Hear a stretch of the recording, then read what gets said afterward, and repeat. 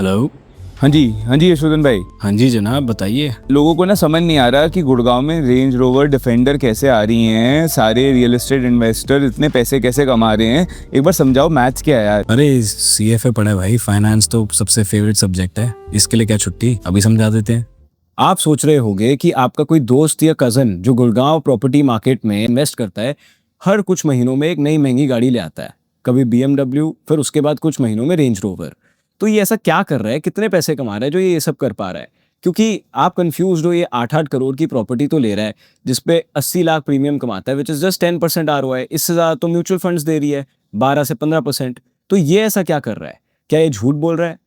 तो sir, what if I tell you that ये कोई झूठ नहीं बोल रहा, एंड इन फैक्ट ये लोग 10% ROI नहीं, these guys are making over 40% ROI, and in the true sense even that is wrong. They're actually making returns over 100% per year, which even they don't realize.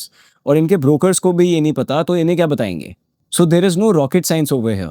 ये बस एक basic understanding है जो market में अभी तक किसी ने भी ढंग से समझा ही नहीं है। लोग अवेयर है कि यहाँ पे कुछ अट्रैक्टिव स्कीम्स हैं, पर वो स्कीम्स कैसे वर्क करती है और कितना वर्क करती है वो अभी तक किसी ने भी ढंग से डेप्थ में विद डेटा बताया ही नहीं। So we thought we'll do this job for you via this video, where we'll explain you exactly how much money people have been making from Gurgaon real estate with actual project examples and real data, not just Hawaii baatein or assumptions. At the end of this video, we'll also tell you about a new opportunity which we believe has the next big potential. And brokers, you're welcome in advance because हम इस video में आपको एक नई strong sales pitch बताने वाले हैं। Gurgaon market में सब लोगों का एक फेवरेट वर्ड है ROI, यानी रिटर्न ऑन इन्वेस्टमेंट। सारे ब्रोकर्स एंड इन्वेस्टर्स बस यही कहते रहते हैं कि इसने उतना ROI कमा लिया, उसने उतना ROI कमा लिया, ROI ROI ROI।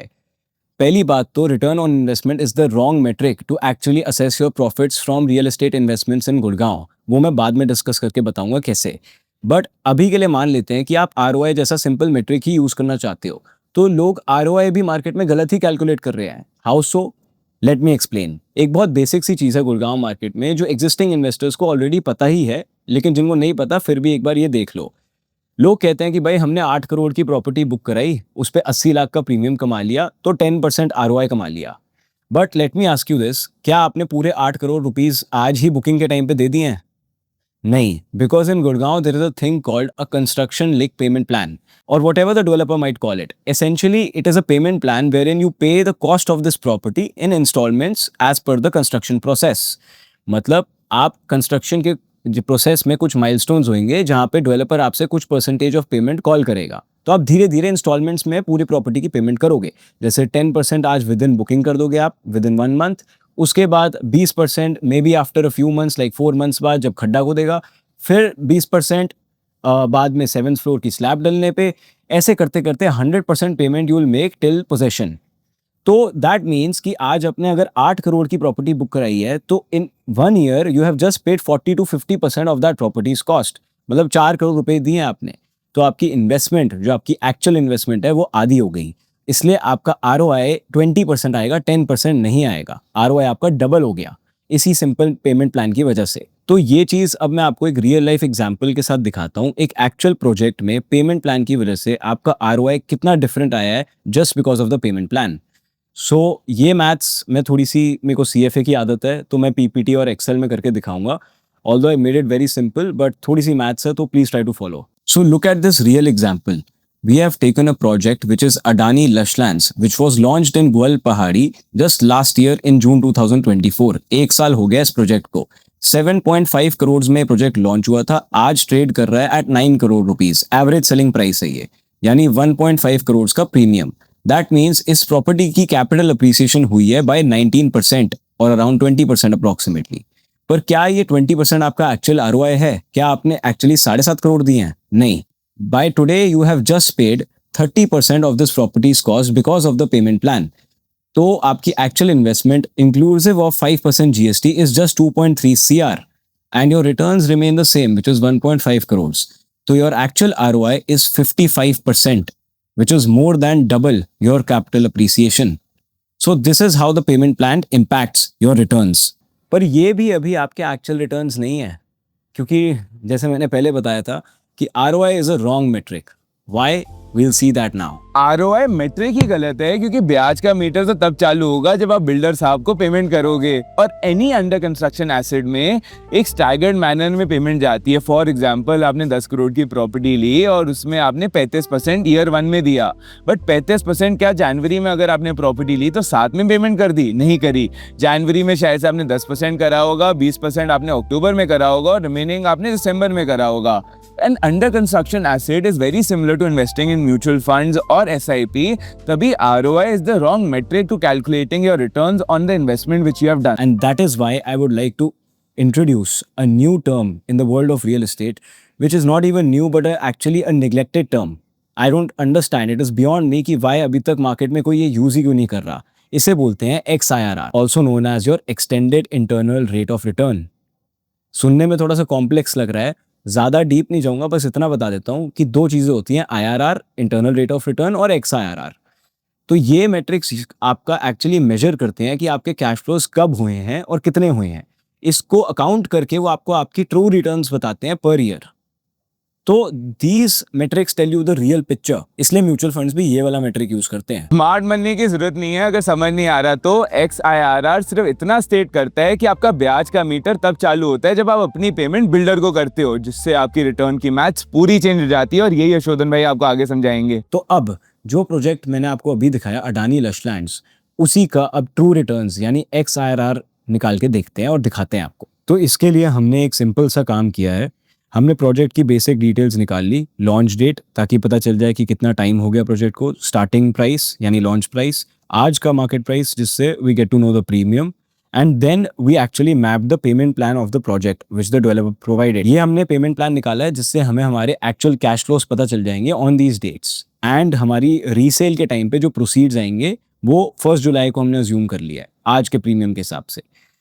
इस सब से जो कैश फ्लोज आएंगे हम वहाँ पे XIRR का बस फॉर्मूला डाल देंगे जो आपके कैश फ्लोज और आपके डेट्स को यूज करके आपको आपके रिटर्न्स बता देगा। तो if we see over here the XIRR is 76% and your ROI in the same project was 55% and your capital appreciation was just 19%। मतलब आपके ROI से भी ऑलमोस्ट 2 टाइम्स ज़्यादा है आपका ट्रू रिटर्न्स XIRR, एंड आपके कैपिटल अप्रिसिएशन से तो 4 गुना, 3 से 4 गुना मोटा मोटा। So that is the impact when you factor in the timing and the cash flows. This is your true returns picture. अब अगर मैं कहूँ कि ये भी आपके actual returns नहीं है, जैसे याद है मैंने शुरू में बताया था कि you can make returns over 100% और people have made returns over 100% in projects, तो वो क्या ड्रामा था? क्या वो मैंने clickbait किया है? यहाँ तो सिर्फ 76% दिख रहा है। तो नहीं, let me tell you one more thing, very important thing, which is every smart investor's secret sauce or cherry on top of the cake.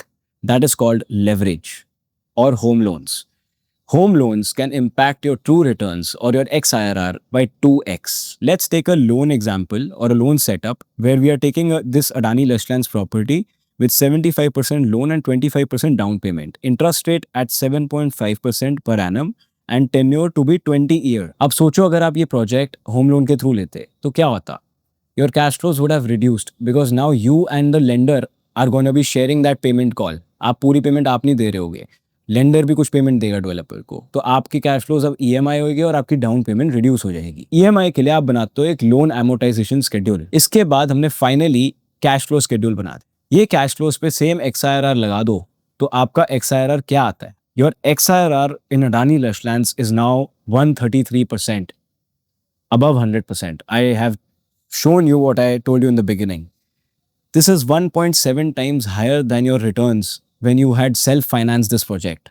और capital appreciation तो बेचारा कहीं नीचे रह गया, सिर्फ 20% था। And if you're saying कि बस एक example दिखा के आपने पूरी story proof कर दी, तो don't worry. What we have done is we have done all these calculations for different projects across different micro markets to give you a broader perspective. ये नहीं कि एक ही project दिखाएंगे आपको। Now that is difficult to see and grasp from an Excel sheet, तो इसकी हमने एक visual representation बना दी है which you can see on the screen right now. DLF Arbor में भी आप देख सकते हो where your capital appreciation is just 20%, your XIRR via self financing is 50%, और अगर home loan पे लेते तो that same returns is 87%. That is the level of difference. Same you can see in Privana South, जहाँ आपको 25% से भी ज़्यादा true returns मिले हैं, which is double than your ROI and 4 times more than your capital appreciation.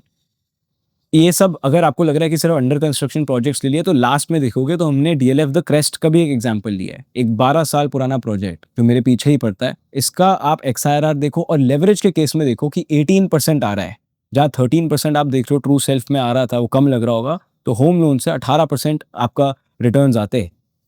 और इस पे तो अभी तक हमने रेंटल यील्ड या फिर अगर आप उस रेंटल को री इन्वेस्ट करते, we have not even accounted for those returns which would add to this. तो DLF द क्रेस्ट ही क्यों लिया है हमने? सर आप ही बता दो, अगर आप किसी डेवलपर को जानते हो या किसी प्रोजेक्ट को जानते हो जिसका 10-12 साल पुराने का historical prices, publicly reliable prices available हो, किसी ने ढंग से बाय द बुक्स काम किया है जिसका हमारे को रिकॉर्ड मिल सकता है, ऐसे प्राइस पॉइंट्स मिल सकते हैं जिसको we can use for our data analysis, DLF ही एक ऐसा बिल्डर आता है मेरे दिमाग में। तो that is why we have taken that, there is no biasness over here, it's just logic. तो अब आपको समझ आ रहा है कैसे आ रही है BMW इन इन्वेस्टर्स के पास जो इसमें पैसे डाल रहे हैं। This is the quantum of money that they are making when you see the true returns. इस मेट्रिक को, XIRR को अब आप म्यूचुअल फंड्स के साथ कंपेयर करते हो, तभी सही कंपैरिजन होगा। बट आप चिंता मत करो, वो मेहनत भी आपको करने की जरूरत नहीं है। आप तो 15% पर ईयर म्यूचुअल फंड्स को लेके चल रहे हो, मैं आपको रियल डेटा के साथ वो एनालिसिस भी दिखा देता हूँ। अब आपकी स्क्रीन में एक ब्लू कलर का ग्राफ ऊपर आएगा। ये जो ब्लू ग्राफ है, ये वो रिटर्न्स हैं जो आप म्यूचुअल फंड से कमाते अगर आप यही पेमेंट प्लान के cash flows real estate project की जगह म्यूचुअल फंड में इन्वेस्ट कर देते। ये हमने कैसे निकाले? We have taken a real mutual fund for this which is an ICICI Prudential large cap fund. उस पर हमने अज्यूम कर लिया कि आप सेम डेट्स पे सेम कैश फ्लो जो आप प्रोजेक्ट में कर रहे थे अब इस म्यूचुअल फंड पे कर रहे हो। उसके हमने एक्चुअल NAVs यानी जो प्राइस था उस म्यूचुअल फंड का उन डेट्स पे, वो यूज करे हैं ये कैलकुलेशन करने के लिए, टू सी कि आप एक्चुअली म्यूचुअल फंड से कितना कमाते हैं। और अडानी में आप देखो तो बहुत ही बुरा हाल है। Mutual funds are just making 7% XIRR, where 133% is your return from the project via home loans. And across this you can see कि leverage पे लेने से all these projects have beaten mutual funds. तो ये स्क्रीनशॉट लेके भेज दो जो भी आपका दोस्त है उसको, जो कहता है कि म्यूचुअल फंड्स बेटर कर रहे हैं रियल एस्टेट से। जस्ट इन 2 केसेस अगर आप सेल्फ फाइनेंस करते तो फिर म्यूचुअल फंड से प्रोजेक्ट में इन्वेस्ट करना थोड़ा सा शॉर्टफॉल पड़ जाता। ये है पूरी अरावली और DLF द क्रेस्ट के केस में। क्रेस्ट में क्योंकि उसमें हमने रेंटल यील्ड भी नहीं डाली अभी तक और री इन्वेस्टेड रिटर्न्स भी नहीं डाले रेंटल यील्ड के, तो वहाँ एक इम्पैक्ट पड़ जाता है। लेकिन as for the case of Puri Aravali, even though it is actually a good project or a decent project, it has come in a good location, extension road पे आया है, it has come in good price points, relevant price points, and it has good project features also. तब भी it has not performed as well as the other projects that we had shown in this. Why? Because आप ये समझो, कोई भी चीज़ चाहे कितनी भी अच्छी हो नहीं बिकती अगर दुकानदार या डिस्ट्रीब्यूटर उसको बेचने के लिए एंथुजियास्टिक ही ना हो। अगर वो चीज़ शेल्फ पे ही नहीं पड़ी होगी तो आपको कैसे वो दिखेगी, और अगर वो दिखेगी नहीं तो बिकेगी कैसे? तो this is the same case for this project. Real estate की दुनिया में डिस्ट्रीब्यूटर्स होते हैं चैनल पार्टनर्स। पूरी अरावली से channel partners for some reasons, not just monetary reasons, brokerage और इस सब के अलावा भी और बहुत कारण होते हैं, दे वर नॉट हैप्पी विद पूरी और this project in particular. They were not enthusiastic in promoting this project or recommending this project to their buyers or their customers. क्योंकि इसकी मार्केटिंग इस लेवल पे हुई नहीं, लोगों ने रेकमेंड नहीं किया, तो आधे लोगों को तो इस प्रोजेक्ट के बारे में पता ही नहीं है। This is actually a pretty underrated project if you ask me. So इसलिए ये सब डायनामिक्स भी होते हैं जो एक प्रोजेक्ट की प्रीमियम्स या अप्रिसिएशन को अफेक्ट कर सकते हैं। See we are not advocating that real estate is the best investment and that you should not invest in mutual funds at all. You should always diversify your portfolio. आप हर जगह थोड़ा थोड़ा डालो। बस क्या होता है कि एक चीज़ लोग कंपेयर करते हैं कि real estate is actually a very illiquid investment and mutual funds are very liquid, which is true obviously, I can not argue with that. But in my opinion real estate में जो illiquidity वाला factor है that might serve as a strength rather than a weakness. Why? Because mutual funds आप कभी भी withdraw कर सकते हो। कोई भी अननेसेसरी एक्सपेंस आया, you can withdraw your investment from your mutual fund and then you live on the benefit of compounding and generating wealth. Whilst on the same hand in real estate you tend to invest, leave and forget. आप कोई ज़मीन लेके छोड़ देते हो और बहुत सालों बाद आपको पता चलता है कि अरे बाप रे ज़मीन इतने पैसों की हो गई है।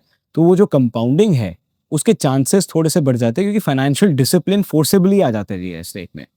तो इसलिए सारे अंकल्स और बड़े बुजुर्ग भी कहते हैं कि प्रॉपर्टी में तो इन्वेस्ट ज़रूर करो, चाहे किसी भी प्रॉपर्टी में करो। अब इतनी एनालिसिस के बाद आपका एक बड़ा वैलिड सवाल होगा कि भाई इतने अच्छे रिटर्न्स तो दिखा तो दिए हैं, लेकिन ये सब असली में मिलते भी हैं या सिर्फ एक्सेल में अच्छे लग रहे हैं? तो सर बिल्कुल मिलते भी हैं और नहीं भी मिलते। Please understand one thing very importantly, real estate is not a simple commodity, it is a very nuanced industry. यहाँ पे your returns depend upon two main things, one the purchase price of the property जिस पे आप property खरीद रहे हो, and two the premium prevailing for that property in the market right now. And both these aspects vary because of several parameters, several micro and macro parameters. Developer credible है कि नहीं, उसका पास्ट ट्रैक रिकॉर्ड कैसा है, project अपने आप में एक डिफरेंशिएटेड ऑफरिंग प्रोवाइड कर रहा है क्या प्राइस पॉइंट्स फेयर, जस्टिफाइड और रेलेवेंट है उस माइक्रो मार्केट के हिसाब से, माइक्रो मार्केट में पोटेंशियल है कि नहीं, या माइक्रो मार्केट सैचुरेटेड है, and timing, is it even the right time to enter this micro market right now. और सिर्फ यही नहीं, एक प्रोजेक्ट के अंदर भी बहुत चीजें वेरी करती है from unit to unit, because the price of the unit varies depending upon several factors such as tower of the project, floor, size, views, vastu and even numerology these days. लोग 4 और 8 number के apartments की तो preference रख ही नहीं रहे हैं। हर real estate investment भी सोने की नहीं होती है, कुछ ऐसी इन्वेस्टमेंट्स है जो बहुत बुरी भी होती है और प्रीमियम देती ही नहीं है। जैसे फॉर एग्जाम्पल, अगर आप हृदय मेहरा का चैनल देखो तो वहाँ ही सजेस्टेड कि DLF Privana South is a must buy. And we can see from our above analysis how DLF Privana South has beaten mutual funds by significant margins.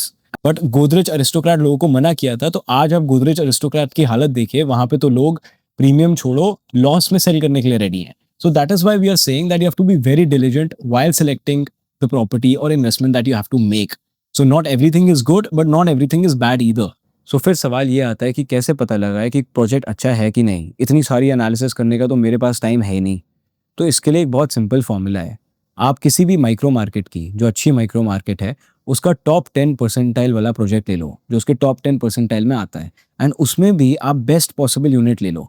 Because अगर आपने ऐसी चीज़ ले ली तो जब मार्केट में फंडामेंटली लॉन्ग टर्म में जब demand आएगी तो आपकी चीज़ की प्रेफरेंस ऑर्डर सबसे हाईएस्ट होगी in comparison to the other alternatives, क्योंकि आपने मार्केट में सबसे अच्छी चीज़ लेके रखी हुई है। तो you are protected, your investment is very safe. तो अब नेक्स्ट क्वेश्चन आएगा कि भाई फिर टॉप 10 परसेंटाइल वाला प्रोजेक्ट कैसे आइडेंटिफाई करें। तो इसके लिए एक स्किल बहुत इंपॉर्टेंट है which is deep market understanding.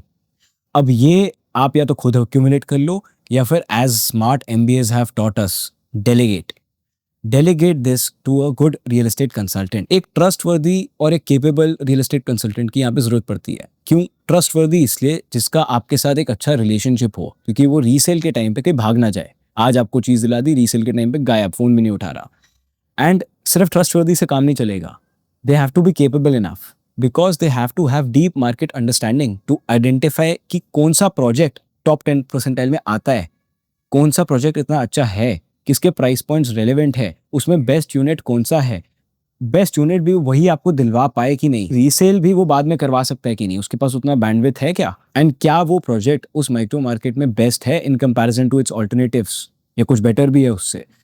तो ये सब के लिए आपको एक केपेबल रियल एस्टेट कंसल्टेंट चाहिए। हम ये नहीं कह रहे कि आप हर चीज़ हमसे ही लो, बस जिससे भी लो please choose that particular person और entity very wisely, choose your broker very wisely. Because ये नहीं कि रिश्तेदारी के नाते आपने अपने कज़न से ले लिया क्योंकि उसके साथ अच्छा रिलेशनशिप है, बट क्या वो इतना केपेबल है आपका रीसेल के टाइम पे यूनिट निकलवाने के लिए या सही चीज़ दिलाने के लिए? क्या उसको इतनी मार्केट नॉलेज है? क्या पता वो आपको गलत चीज़ दिला दे, इंटेंशनली नहीं, गलती से ही दिला दे, तो आपके पैसे ना अटक जाए उसमें। ज्ञान हमारे पास बहुत है और ये वीडियो तो टीजर है, और जितना ज्ञान हम दे सकते हैं मुझे नहीं लगता that there is any other brokerage firm in Gurgaon which is more investor और क्लाइंट सेंट्रिक देन अस। हमने बहुत प्रोजेक्ट को ना बोला है और पब्लिकली यूट्यूब में आके प्रोजेक्ट्स की बेइज्जती करी है लास्ट 2 साल की मेरी यूट्यूब जर्नी में, जिससे मेरी क्रेडिबिलिटी आपको बताए कि क्या हृदय काम करता है, क्या उसे अच्छा लगता है, क्या नहीं करता, और वो बहुत अब्रप्ट है उस चीज़ को लेके। जहाँ पे majority of the real estate consultant सिर्फ फोमो सेलिंग करते हैं, लाइन दिखाते हैं और बोलते हैं यूनिट ले लो, यूनिट ले लो। हम 2 साल पहले भी इस अवेयरनेस में थे कि मार्केट में ओवर सप्लाई आएगी, और आज भी इस अवेयरनेस में है कि मार्केट में ओवर सप्लाई आएगी। और ये रियल एस्टेट में जो चीज़ बिकती है वो बिल्डर ओवर कैपिटलाइज उसे करते ही करते हैं। बट हमारी इस थीसिस को हमें नहीं लगता कोई चैलेंज कर सकता है of picking a top 10 percentile inventory in each and every micro market of Gurgaon. और वो भी हम हर माइक्रो मार्केट की इसलिए बात कर रहे हैं क्योंकि आज हर माइक्रो मार्केट गुड़गांव की एंड कंज्यूमर सेंट्रिक है।